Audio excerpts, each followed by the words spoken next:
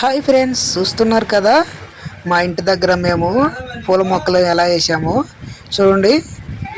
ఎర్రగా తెల్లగా ఎన్ని రకాల పూలు ఉన్నాయో. మల్లెపూలు చూడండి, ఇవి చూడండి. ఈ చెట్లన్నీ ఇలా పూలను ఇవ్వడానికి గల కారణం ఏంటో తెలుసా మీకు? ముఖ్యంగా మేమైతే ఈ మొదటి దగ్గర ఎప్పటికప్పుడు పాదిలాగా నీటుగా చేస్తామన్నమాట, వాటర్ నిలబడడానికి.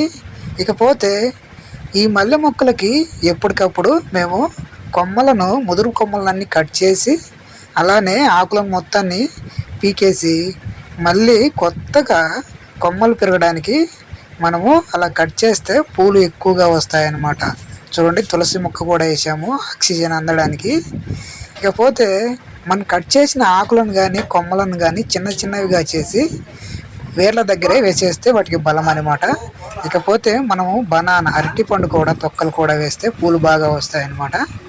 ఇక చూడండి, నెక్స్ట్ వచ్చేసి మనము కట్టెల పొయ్యి మీద అన్నం వండుకున్నప్పుడు బూడిద వస్తుంది కదా, ఆ బూడిద కూడా చాలా బలం అనమాట. నచ్చితే లైక్ చేయండి.